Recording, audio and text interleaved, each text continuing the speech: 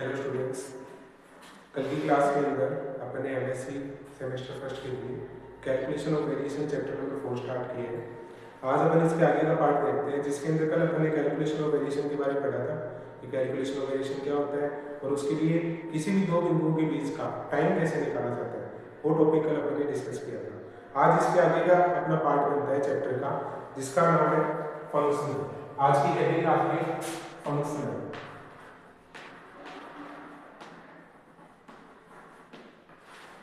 आज की हेडिंग का नाम है functional.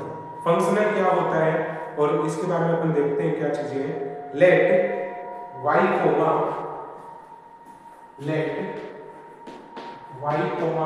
y1 y2 dot dot dot y है। Let y1 y2 dot dot dot y है be a function of single variable x। ये जितने भी फंक्शन है वो क्या आपके सिंगल वेरिएबल x के हैं, defined in the interval a b, defined in the interval open a b, and let capital S be a set of these function।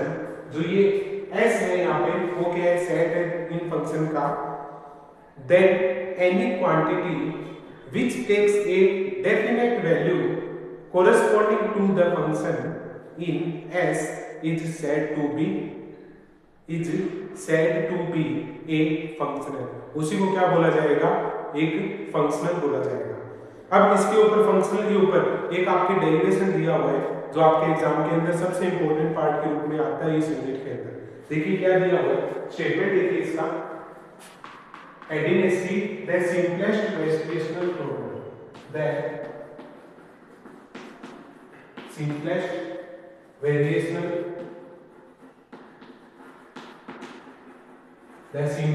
variational problem। आपके एग्जाम के नजरिए से ये क्या रहता है, मोस्ट रहता है, ठीक है। ये इंपॉर्टेंट टॉपिक है इस चैप्टर का, द सिंपलेस्ट वेरिएशनल प्रॉब्लम। इसका जो स्टेटमेंट है वो दिया हुआ है।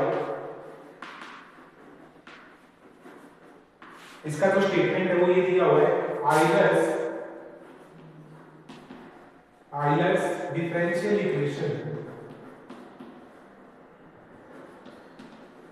Euler's differential equation for an extremal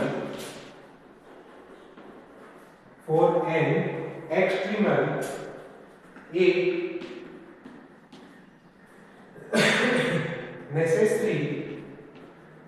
necessary condition for I is equal to integration x1 से x2 f of x y y dash dx to be an extremum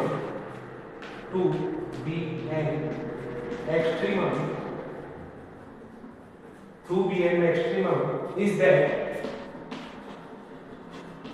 del f upon a del y minus dy by dx del f upon a del y dash equal to 0। ये इसकी extremum की condition होती है। देखिए क्या दिया हुआ है, द सिंपलेस्ट वेरिएशनल प्रॉब्लम है। इसका स्टेटमेंट ये कहता है, Euler's differential equation for an extremal a necessary condition for I is equal to x1 से x2 f of x y y dash dx to be an extremum is that del f upon del y minus dy by dx del f upon del y dash is equal to 0। आपको इसके अंदर proof करना होता है कि आपकी जो necessary condition है I is equal to x1 से x2 f of x y y dash dx के लिए ये आपका एक एक्सट्रीमम आता है, ठीक है। देखिए इसके लिए प्रूफ करते हैं इसका, जो आपके एग्जाम के नजरिए से क्या रहेगा, मोस्ट रहेगा। देखिए इसका प्रूफ देखिए, आपके एग्जाम में इसका स्टेटमेंट प्रूफ आता है और कई बार स्टेटमेंट दिया जाता है और इसका प्रूफ पूछा जाता है। देखिए कैसे करते हैं। सबसे पहले कोई आपके पास यहाँ पे फंक्शन होगा, कर्व होगा, वो क्या होगा, y(x) होगा, जो इसकी नेसेसरी कंडीशन को क्या करेगा, सेटिस्फाइड करेगा। देखिए इसके अंदर late y(x) be that some curve let yx be the some curve which optimize given functional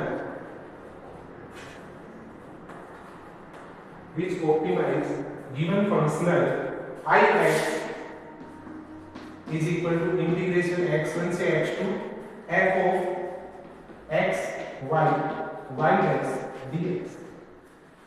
समीकरण नंबर इसको एक दोगे जहां पे जो y डैश है उसकी वैल्यू क्या है आपके पास dy by dx। yx dash की वैल्यू कितनी है dy by dx। क्या देना है let yx be the some curve which optimize given functional एक फंक्शनल दिया हुआ ix equal to x1 से x2 f of x y dash dx और y dash equal to dy by dx। और initial condition मानेंगे n yx1 पे उसकी condition y1 है और yx2 पे उसकी कंडीशन क्या है yx2 पे उसकी कंडीशन क्या है y2। ठीक है अब इसके लिए क्या मानेंगे एक आर्बिट्रेरी सेट मानेंगे eta x। देखिए कैसे डिफाइन करते हैं उसको।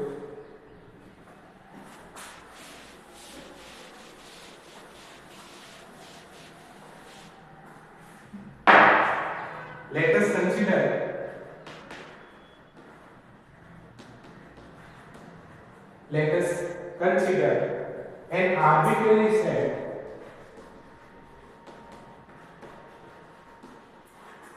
consider an arbitrary set eta x such that condition obviously eta x1 is equal to eta x2 बराबर 0।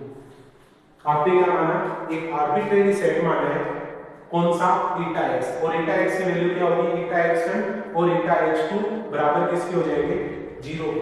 अब इसके ऊपर आपको एक फंक्शनल डिफाइन करना है eta x1 और eta x2 के लिए और वहां से आपकी कंडीशन स्टार्ट हो जाएगी प्रूफ की। देखिए नाउ कंसीडर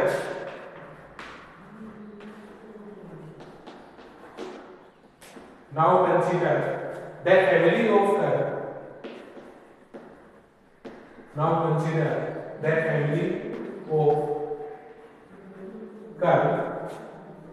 joining the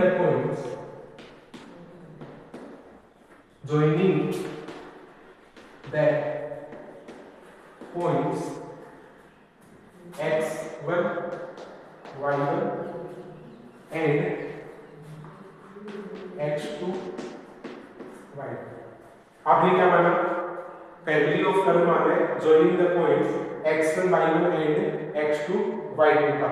तो जो फैमिली ऑफ कर्व माने हैं पहले वो क्या माने एक तो y बार x मान लिया y बार x की वैल्यू है yx plus epsilon beta x।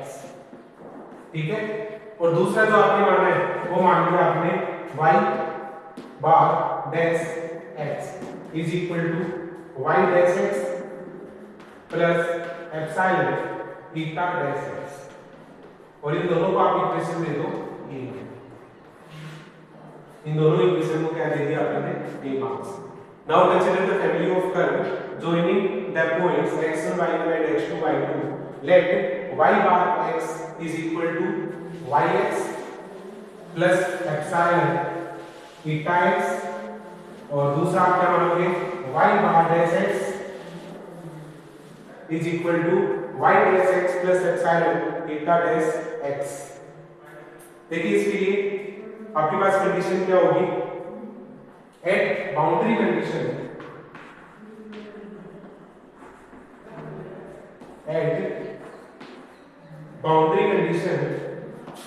y bar x1 equal to y1 और y bar x2 equal to y2।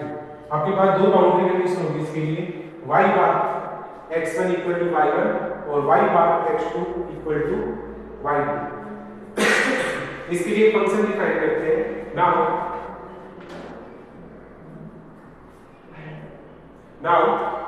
we define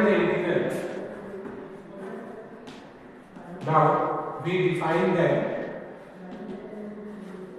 integral and get a function of epsilon.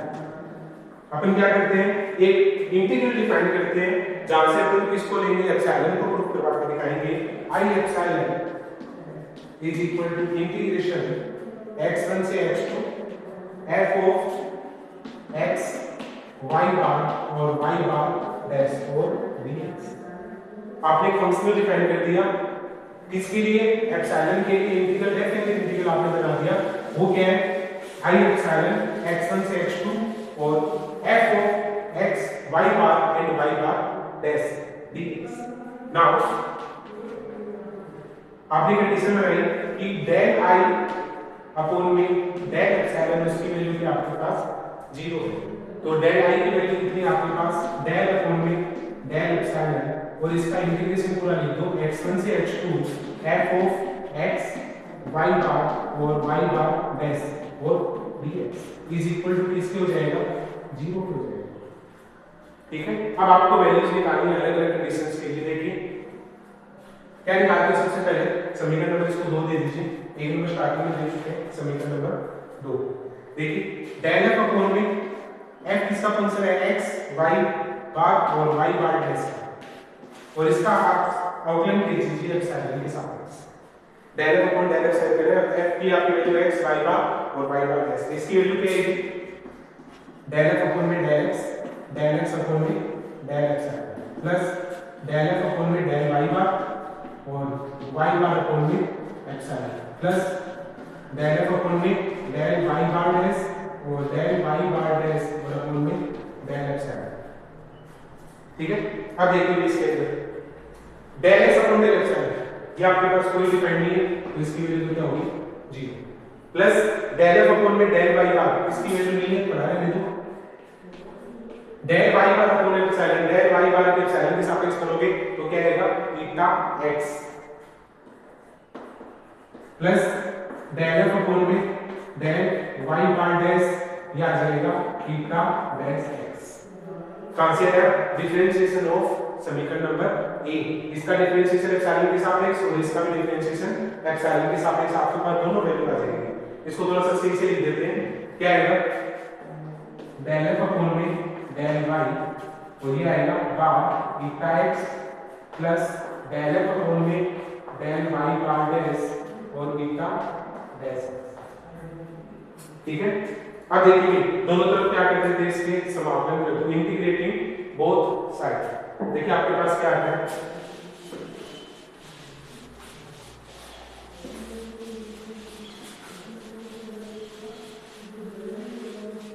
क्या करोगे, integrating both side,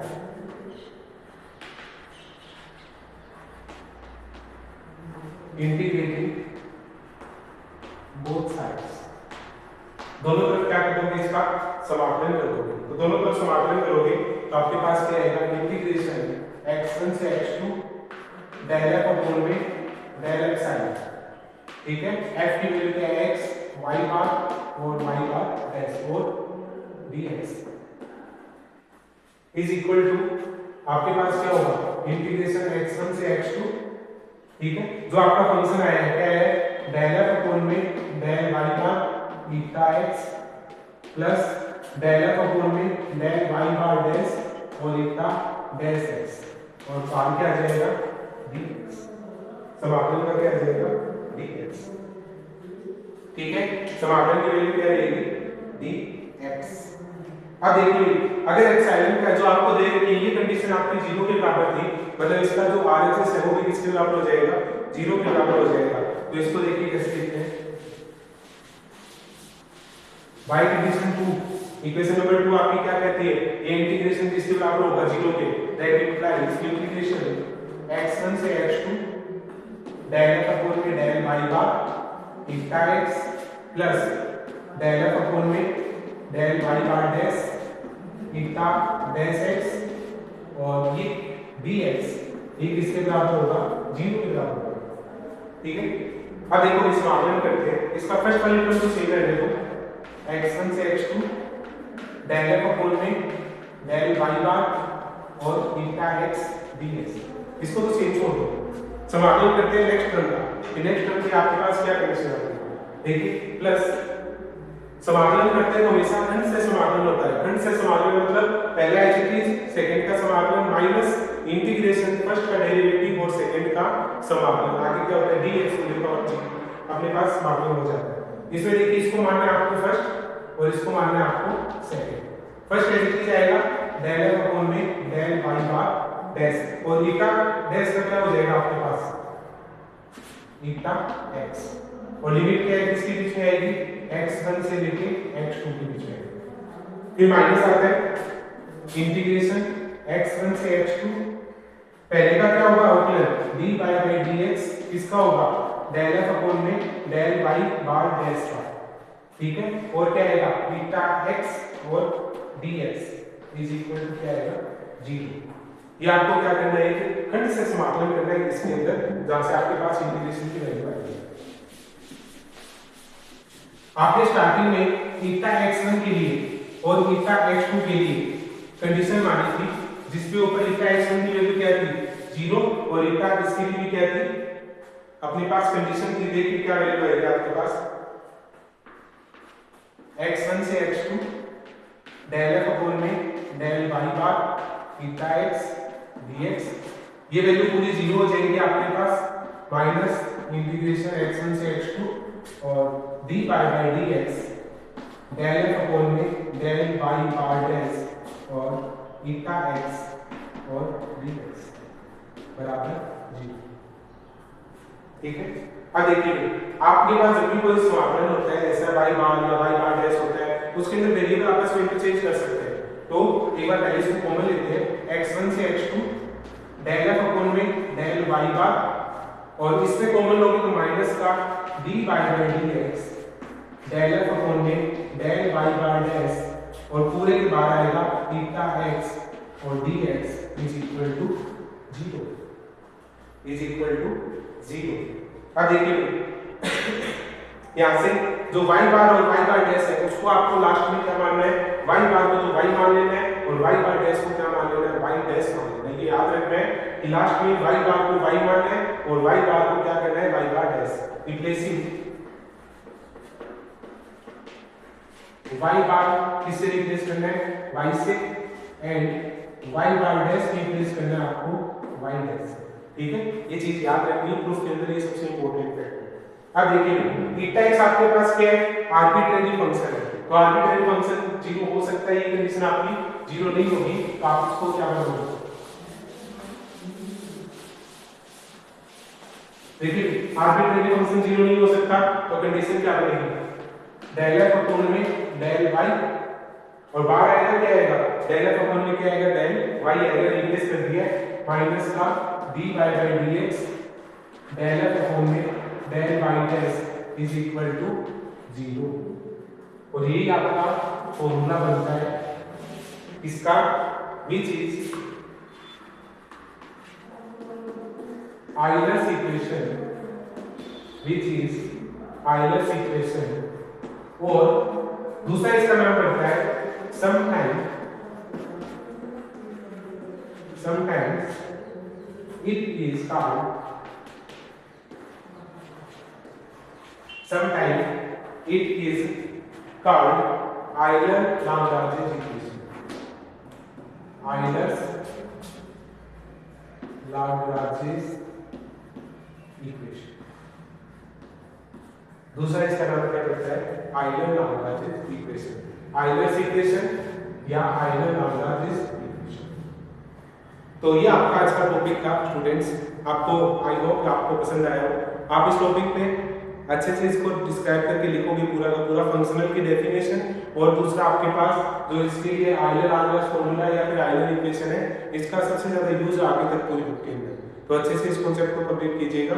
next class के अंदर इसके examples वगैरह देखते हैं कि इसको कैसे यूज करते हैं और कैसे अप्लाई किए जाते हैं, ठीक है। Okay students.